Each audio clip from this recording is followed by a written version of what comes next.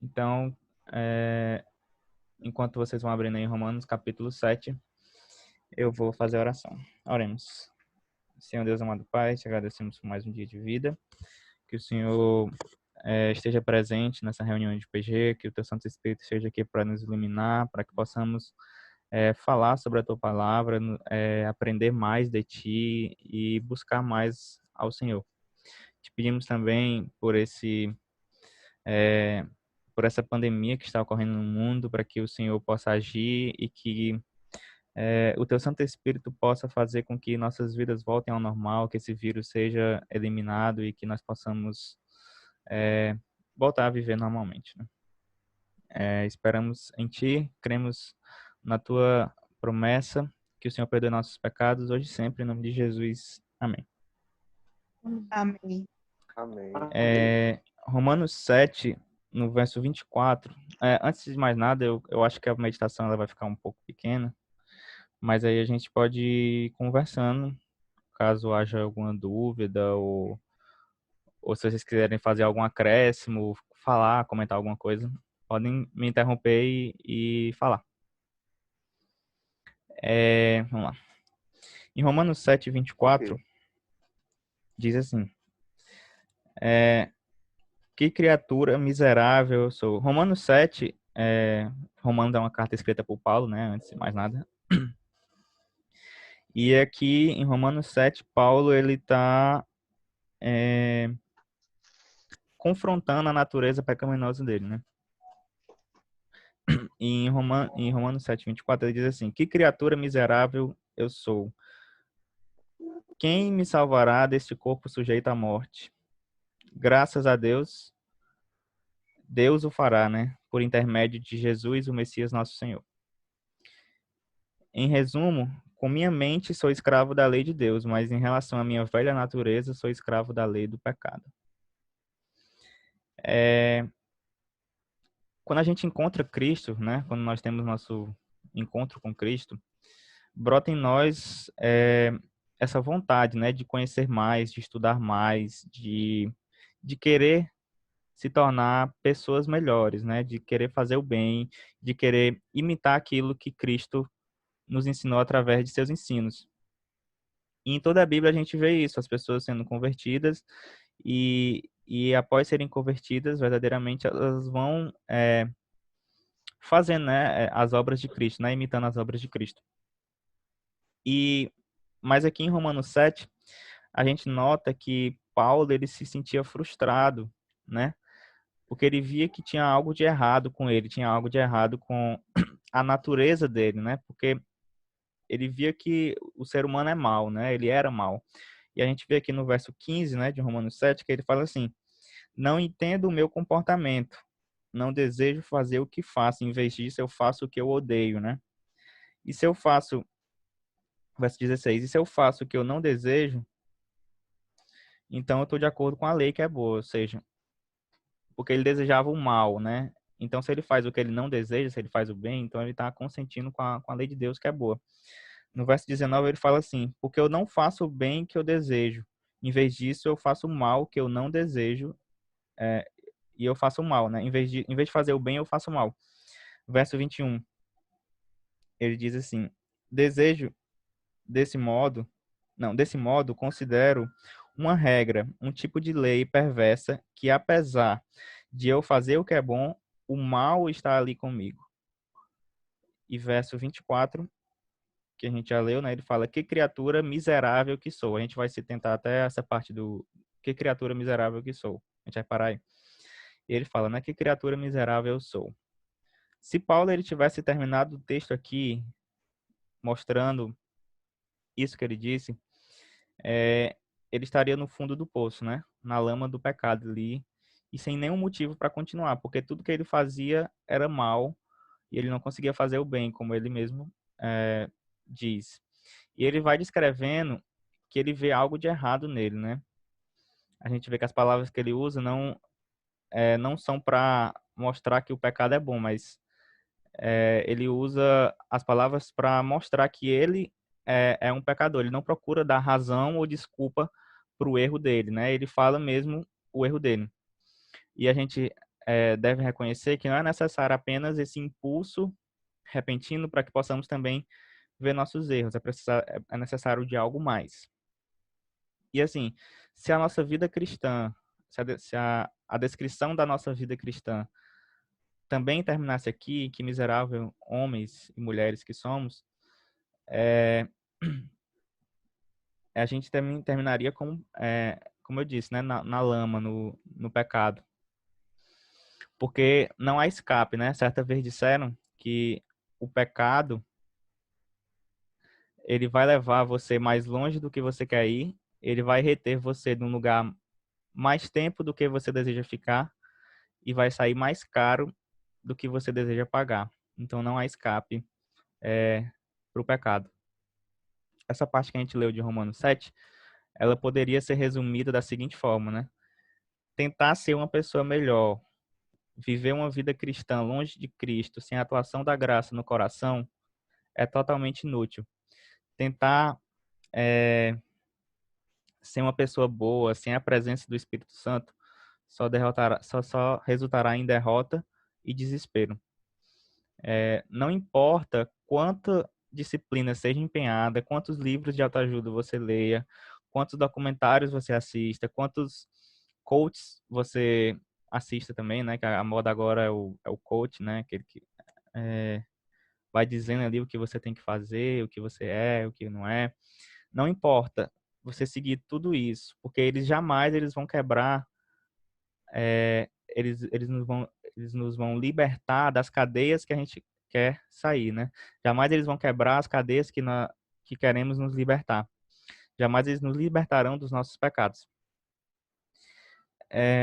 Por que que eu trago essa meditação para a gente hoje, né? Por que que eu trouxe essa meditação em Romanos, capítulo 7? Por sinal, Romanos é um livro que eu gosto muito.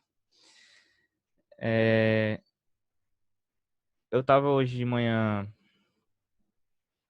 estava escutando uma música dos Arrais, né? Se eu não me engano, foi essa que tocou também, Montreal, que a gente tocou no início. E, e também 7 de janeiro, né? E eu tava no Twitter, né, lendo algumas coisas, e eu vi algumas pessoas reclamando que durante essa quarentena, a comunhão com Deus a comunhão delas com Deus não estava do jeito que elas queriam, não estava uma comunhão, uma super comunhão, digamos assim, né? Porque teoricamente nessa quarentena a gente está tendo mais tempo, ou teoricamente estaria tendo mais tempo para Deus. E aí a gente percebe que não é por falta de tempo, né? Inclusive eu me encontro nisso, né? Não é por falta de tempo, na verdade é por nossa própria procrastinação. Tipo, quanto mais nada a gente tem para fazer, mais a gente deixa de querer fazer algo. A gente sempre vai procrastinando, procrastinando, procrastinando, procrastinando. Aí entra até a primeira lei de Newton, né? Um corpo parado tem tendência a sempre ficar parado, né? Ou seja, quanto mais a gente não faz nada, mais a gente vai querer fazer nada. Quanto mais a gente não faz nada, mais o inimigo ele nos traz propostas que, ao vermos, a gente escolhe elas e nós vamos deixando a nossa comunhão de lado, seja Netflix, seja videogame, seja computador, trabalho, enfim, qualquer coisa que nos tire a nossa concentração e o nosso foco de Deus. E como eu disse, né, eu me vejo muito nisso ultimamente, que o problema não é o tempo e muito menos Deus. O problema sou eu.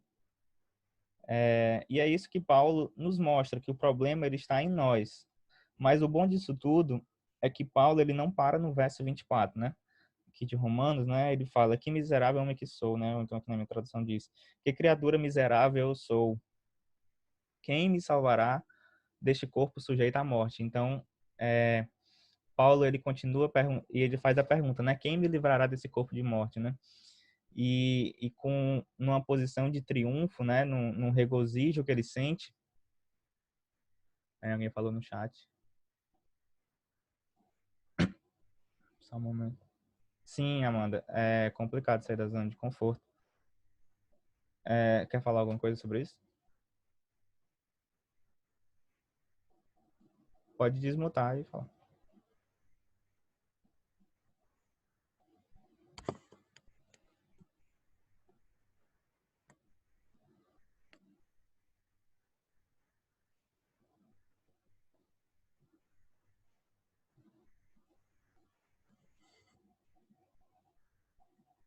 Amanda? Ah, pode continuar. Beleza. Então, assim, no... Onde foi que eu parei? Sim, verso 24. Né? Então, Paulo, com regozijo, ele fala, né? Depois que ele fala que eu faço isso, mas eu queria fazer aquilo, o bem que eu quero eu não faço, mas o mal que eu desejo eu faço, né? Então, eu quero, mas eu não tenho força. Então, depois que ele fala tudo isso, ele continua, né? Miserável homem que sou, quem me libertará do corpo sujeito a esta morte? Aí ele fala, né? Graças a Deus por Jesus Cristo, nosso Senhor. De modo que com a mente eu sou o próprio escravo da lei de Deus, mas com a carne da lei do pecado. E lá em 1 Coríntios 15, 57, se vocês quiserem ver também, ele vai dizer que, mais graças a Deus que nos dá a vitória por meio de nosso Senhor Jesus Cristo. Então, eu falei que ia ser rápido, né? Então, assim, para concluir, eu queria dizer que por causa de nossas faltas e nossos erros, nossos pecados, a gente não precisa desistir e não devemos desistir, porque nós não seremos rejeitados por Cristo se a gente verdadeiramente nos achegar ao trono da graça e clamar por Ele, né? Pedindo perdão pelos nossos pecados, assim como Paulo fez, assim como a gente vê ao longo de toda a história na Bíblia, o ser humano se voltando e pedindo verdadeiramente perdão a Cristo e tendo comunhão. Porque em Cristo a gente pode ter certeza que nós iremos conseguir a vitória. Então, assim, se você, assim como eu, tem procrastinado a sua comunhão, ore, né? Eu tenho orado. Essa semana foi as meditações da meditação jovem foi sobre oração, foi muito boa. E então ore, peça a Deus, né? Faça seus planos de comunhão com Deus, de estudo da palavra, execute esses planos, né? Mas comece com uma coisa que pode ser simples, mas que não deixe de ser poderosa, que é a oração, né? A oração em si não tem poder, mas Deus que escuta, ele tem poder. Então, é basicamente a reflexão que eu queria deixar hoje. Era isso, a importância da nossa comunhão, principalmente nesse período em que muitos de nós, eu não vou dizer todos, porque muitas pessoas têm, nem todo mundo procrastina, e então fica naquele meio termo, mas se você se sente assim longe de Cristo, ou se você acha que não tem tido muito tempo com Cristo, então ore e peça para que Ele esteja com você e para que você tenha aquela comunhão de um verdadeiro amigo, né? É isso que eu queria Amém. falar. Amém. Amém. Amém. Show de João? bola. Oi, sim, o Luiz está com a mão levantada. Eu vi agora. Desculpa, porque eu estava com o PDF aberto aqui, que eu tinha escrito. Tranquilo. Cara, eu não sei se a maioria de vocês vai se identificar com isso que eu vou dizer agora, porque no caso eu vou falar dos meus próprios erros, né? É claro que todos nós erramos, a gente erra de modos diferentes. Mas assim, uma coisa que é muito interessante. Geralmente quando a gente pensa na ideia de salvação pela graça, a gente tem aquele senso comum de imaginar que isso vai afetar a sua prática das obras, né? Daquilo que Deus pede que você faça.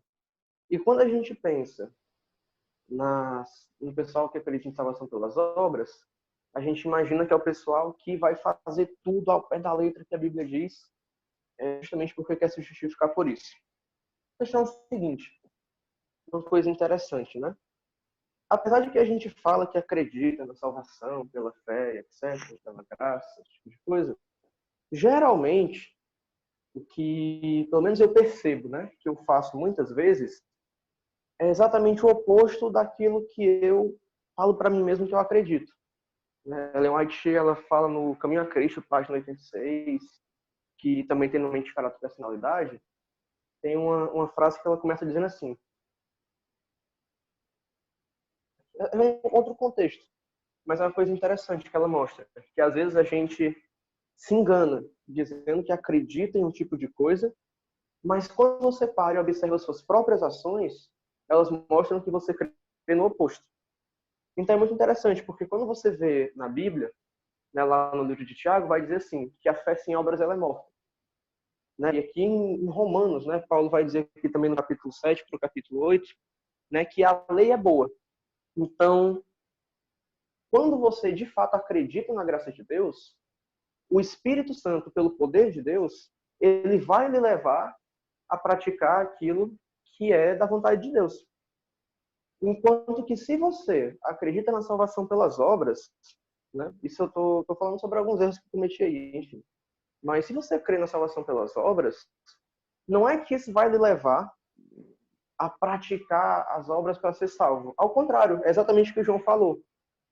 O pecado ele vai lhe levar para mais longe do que você quer ir, né? Por mais tempo do que você quer ficar e por um preço mais caro do que o que você quer pagar. Ou seja, quando você acredita na salvação pela graça, ao contrário do que é do senso comum, isso não vai, de modo algum, afetar as suas crenças, né? A prática das suas crenças. Ao contrário, uma vez que a sua fé é verdadeira e, de fato, fundamentada no poder de Deus, o poder que você vai ter para fazer aquilo que você diz que acredita, não vem de você, vem de Deus. Portanto, ele é infinito. Né? E você vai ser levado, né, por Deus a fazer aquilo que você quer. Enquanto que se você acredita na salvação pelas obras, isso vai fazer com que você tenha aquela mentalidade de vez em quando, de fazer troca com Deus, né? Assim como os pagãos, dizendo, assim, eu quero isso daqui, então eu vou ralar, vou fazer uma promessa, vou orar 3 horas de joelho e tal, não sei o quê. Então isso é algo muito interessante para a gente refletir. Né? Às vezes a gente pensa que crê em uma coisa, mas crê em outra, e ao contrário do que se pensa, né? A salvação, quando você crê que é pelas obras, ela lhe afasta de Deus, ela lhe afasta da prática do bem.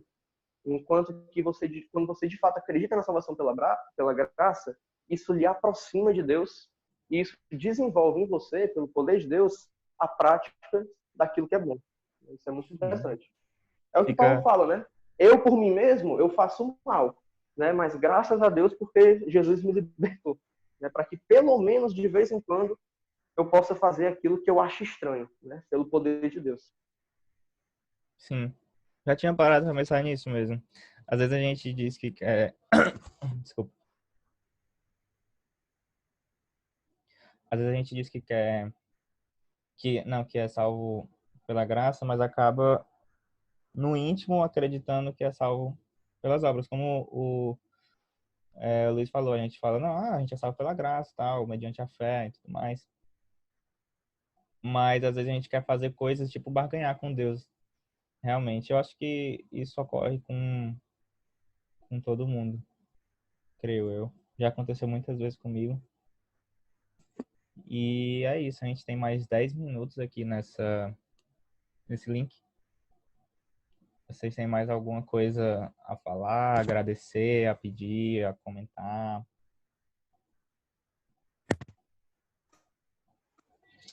Meu fone não tá funcionando. Tá, agora nós estamos escutando, Amanda. Pois é, eu tava tentando responder, mas não tava. Se eu colocar meu fone de ouvido, não presta. Ah, É isso aí, fala aí que gente. tu queria falar, né? Ah, já perdi a linha que eu tava pensando aqui. Mas é isso aí que tu falou.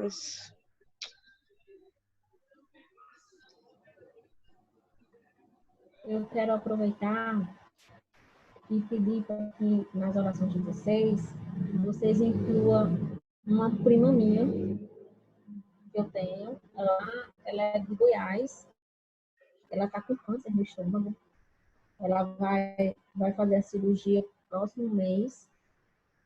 E assim, eu tive muita proximidade dela na época que a gente era criança, né? Porque a minha tia morava lá na minha cidade e tal. E eu tive infância com ela, né? Depois que a gente ficou adulta e tal, ela foi morar em Goiás, já faz bastante anos. E eu não tenho mais contato com ela, né? Mas eu soube que minha irmã mora lá. a minha irmã de verdade, né? Eu tenho outros irmãos por parte de pai.